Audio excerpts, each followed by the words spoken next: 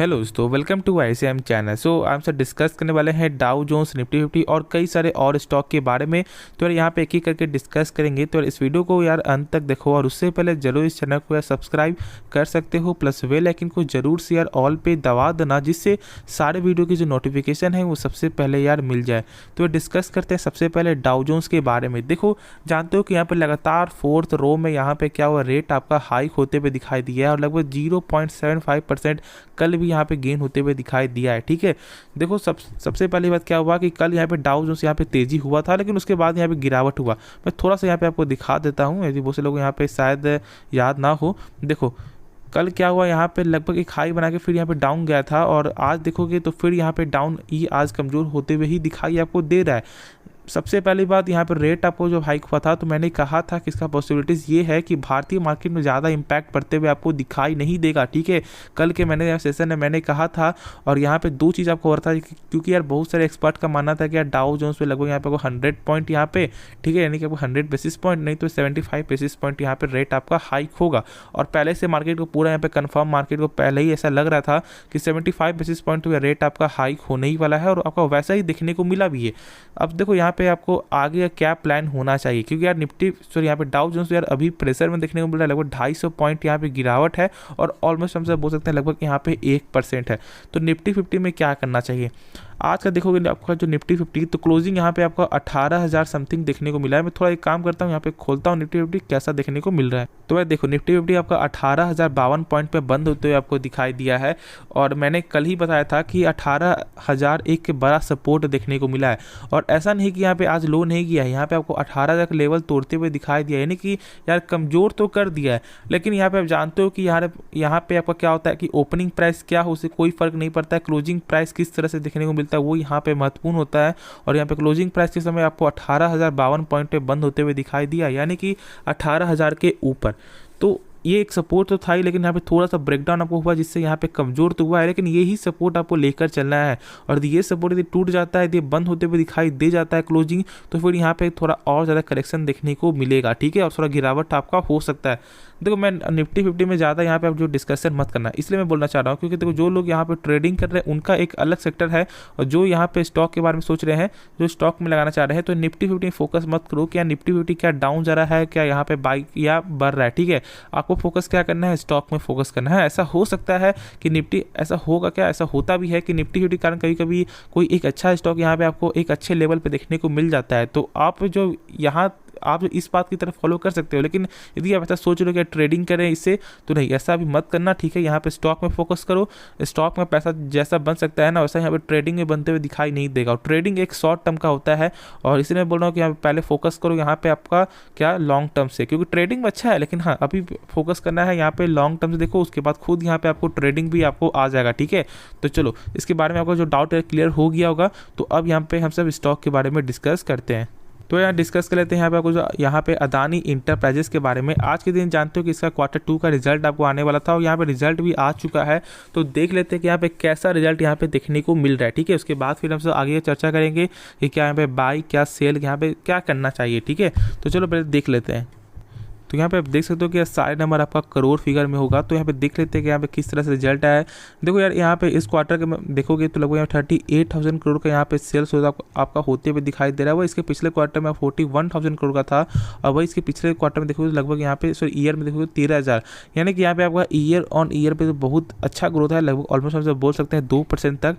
लेकिन वही यहाँ पे क्वार्टरली यहाँ पे देखोगे तो यार सेल्स में कमी आते हुए आपको दिखाई दी है। ठीक है, अब चेक कर लो यहाँ पे टोटल खर्च किस तरह से यहाँ पे देखने को मिल रहा है। तो खर्च के हिसाब से देखोगे तो लगभग आपका 13,408 करोड़ से बढ़कर खर्च भी जैसे जैसे यहाँ बढ़ा है, यानी कि क्या समझ, जैसे सेल्स बढ़ा वैसे खर्च भी देखने को मिल रहा है।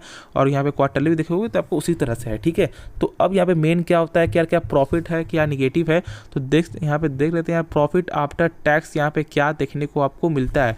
तो चलो यार देखो 432 करोड़ के यार यहाँ पे इस क्वार्टर में प्रॉफिट देखने को मिला है। वही इसके पिछले क्वार्टर में 468 करोड़।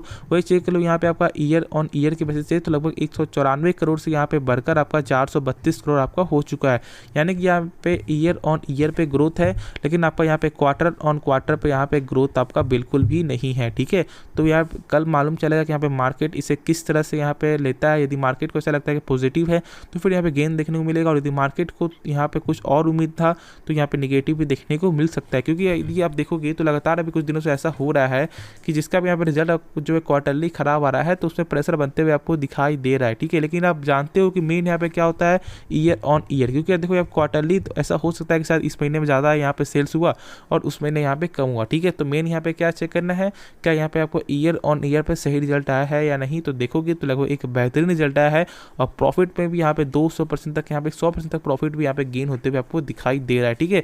तो एक अच्छा रिजल्ट आया है। लेकिन हाँ, यहाँ पे कल के लिए आपको वेट करना होगा, तो ही फिर यहाँ पे आगे फैसला हम सबका यहाँ पे होगा कि क्या बाई और सेल क्या करना चाहिए। तो अब नेक्स्ट स्टॉक के बारे में जानते हैं। तो डिस्कस कर लेते हैं यहाँ पे आपको जो LIC के बारे में। देखो आज के दिन भी लगभग यहाँ पे 1% की तेज़ी आपको होते हुए दिखाई दे रही है।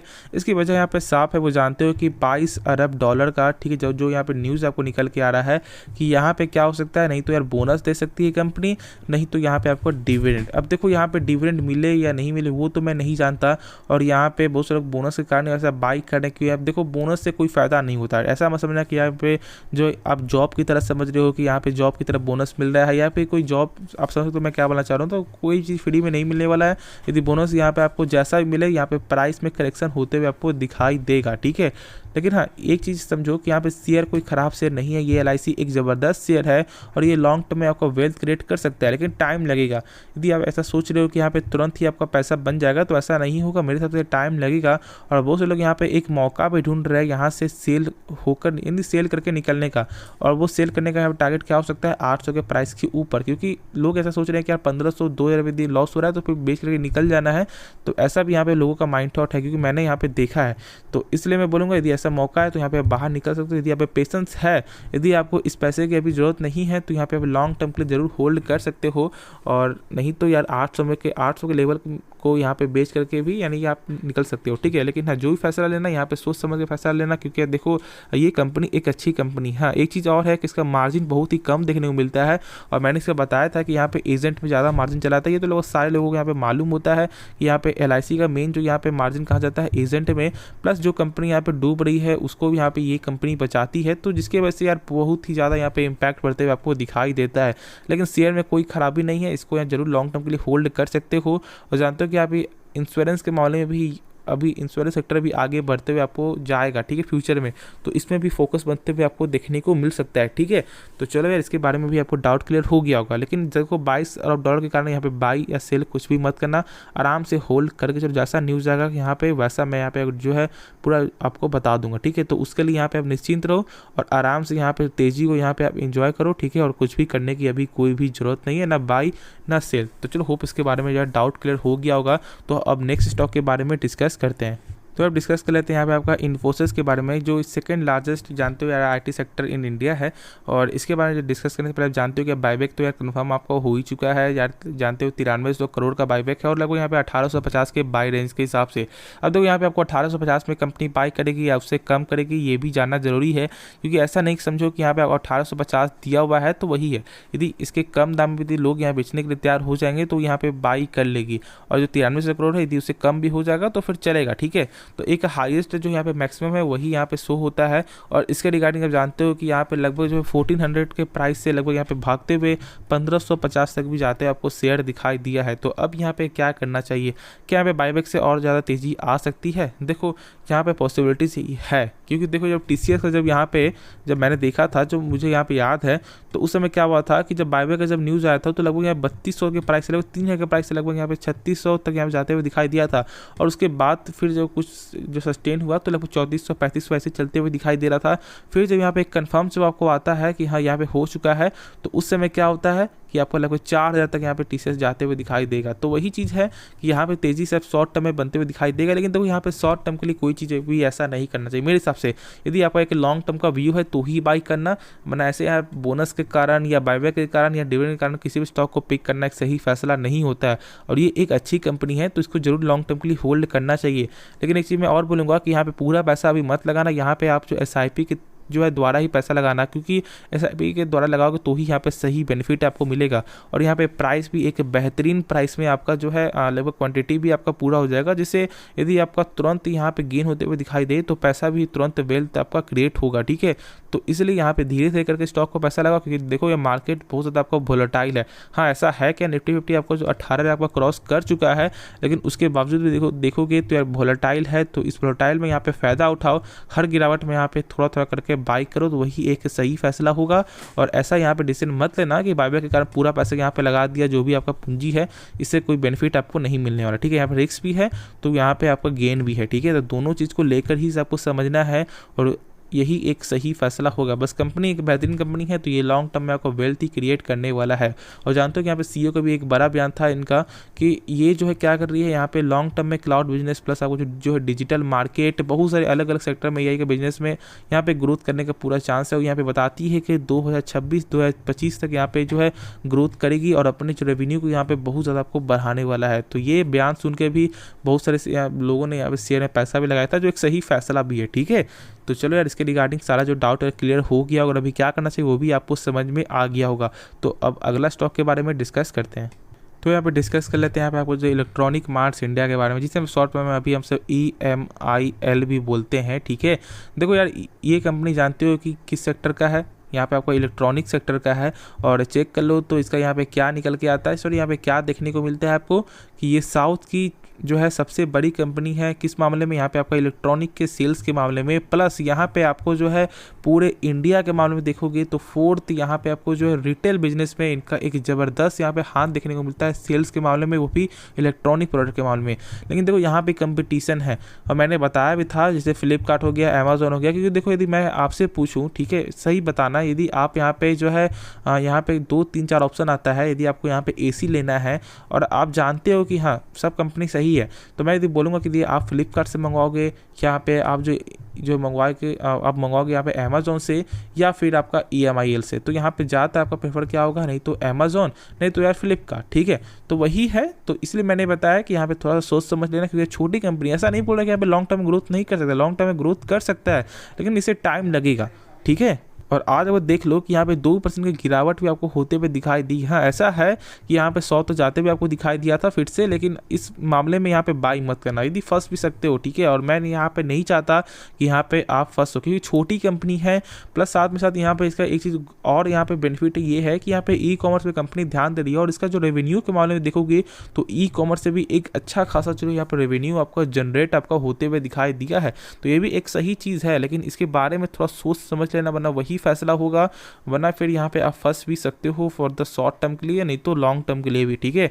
तो डिसीजन आपके हाथ में, क्योंकि देखो पैसा आपका है, जो भी प्रॉफिट बुकिंग हो रहा है, ऐसे मान लो यदि आपने IPO से पैसा लगाया हुआ है तो फिर आपको जरूर यहाँ पे आपको जो प्रॉफिट बुकिंग कर लेना चाहिए। ज़्यादा लालच मत करो, ऐसा नहीं कि आप जब तक पैसा डबल नहीं होगा तब तक मैं यहाँ पे बाहर नहीं निकलूंगा। तो यदि ऐसा सोच रहे हो तो फिर यहाँ पे एक आपका सही थॉट नहीं है, ठीक है। ऐसा मत सोचो, जो भी आपके हाथ में आ रहा है उसे यहाँ पे लेकर निकल जाओ।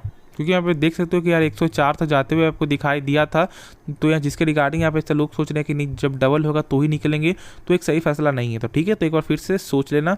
तो चलो अब यहाँ पे अगला स्टॉक के बारे में डिस्कस करते हैं। तो स्टॉक का नाम है आपका IRCTC। देखो यहाँ पे आज के दिन लगभग यहाँ पे ₹2.95 यहाँ पे बंद होते हुए, यानी कमजोरी होते हुए दिखाई दिया है, ठीक है। मैंने कहा है कि यार 750 का एक सपोर्ट था और यहाँ पे ब्रेकआउट कल के दिन देखने को मिला था। और मैंने कहा था कि यहाँ पे पूरा एक सीधी सपोर्ट मिल जाए मार्केट के हिसाब से, तो यहाँ पे 770 और 780 का टारगेट यहाँ पे देखने को मिलेगा ही मिलेगा, ठीक है। और वही चीज़ है, यहाँ पे क्लोजिंग में देखोगे तो इतना ज़्यादा गिरावट होने के बाद भी यहाँ पे जो डाउन हो चुका था लगभग 746 तक देखने को मिला है, यहाँ पे देख सकते हो। लेकिन क्लोजिंग यहाँ पे क्या हुआ है, लगभग आपका 750 के ऊपर ही हुआ है, देखने को मिला। मैंने कहा है हर वीडियो में कि यहाँ पे ओपनिंग किस प्राइस से हो रहा है उससे कोई फर्क नहीं पड़ता है, फर्क इससे पड़ता है कि यहाँ पे आपका क्लोजिंग क्या देखने को मिल रहा है, ठीक है। तो क्लोजिंग देखोगे तो 752 का देखने को मिलता है, यानी कि यहाँ पे पूरा आपका IRCTC पूरा तैयार है, यहाँ पे सोच रहा है कि हाँ यहाँ पे टेक्निकल की वजह से यहाँ पे फोड़ना है।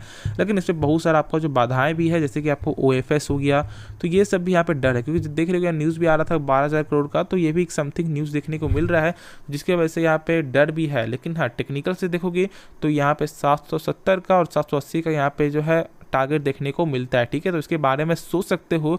और देखो यहाँ पे यदि कुछ गिरावट भी होता है ना, तो मान लो बाइक कर लेते तो आपको गिरावट भी हो रहा है तो डरना नहीं, एक बेहतरीन कंपनी है। और मैंने भी कहा था कि यहाँ पे मैंने भी आपको इसे होल्ड करके रखा हुआ है, तो इसीलिए मैं बोलूँगा कि डरो मत, आराम से होल्ड करके चलो, ठीक। कंपनी सही है। अब बहुत से लोग क्या बोलेंगे आपने लिया वैसे जैसे बोल रहे, नहीं बिल्कुल नहीं, कंपनी एक बेहतरीन कंपनी है, बाकी सब यहाँ पे आपके हाथ में। आपको यदि पैसा लगाना है तो यहाँ पे लगा सकते हो, वरना यहाँ पे अवॉइड भी कर सकते हो, ठीक है। बस मेरा यहाँ पे जो जेन्युइन है बस मैं वही बता रहा हूँ, और मैं ये नहीं चाहता कि आपका पैसा यहाँ पे फंस जाए, ठीक है। और ये एक अच्छा शेयर है, इसके बारे में सोच सकते हो। मैं इस वजह से बोल रहा हूँ क्योंकि देखो मैंने कहा भी है बहुत सारे वीडियो में कि यार फाइनेंस मिनिस्टर का ऐसा कहना था कि मतलब 2025-2026 तक यहाँ पे जो है 200 वंदे भारत यहाँ पे चल सकते हैं। तो इसी बात से आप समझ सकते हो कि कैटरिंग का बिजनेस प्लस इनका जो टिकटिंग का बिजनेस यहाँ पे कितना आगे ग्रोथ देखने को मिल सकता है, ठीक है। तो इसके वजह से देखोगे तो काम आगे बढ़ेगा, तो यहाँ पे शेयर का प्राइस भी आगे भागेगा और कंपनी में कोई दिक्कत नहीं है। एक सरकारी कंपनी जरूर है, लेकिन यहाँ पे आप समझ सकते हो कि कंपनी का फंडामेंटल मजबूत है, तो उसके बारे में जरूर यहाँ पे ध्यान देना। तो होप इसके रिगार्डिंग जो भी डाउट हो क्लियर हो गया, तो कुछ भी सीखने को मिला जरूर इस चैनल को सब्सक्राइब कर देना, प्लस बेल आइकन को जरूर से यार ऑल पे दबा देना, जिससे सारे वीडियो की जो नोटिफिकेशन है वो सबसे पहले यार मिल जाए। तो मिलते हैं नेक्स्ट वीडियो में, तो तब तक के लिए धन्यवाद।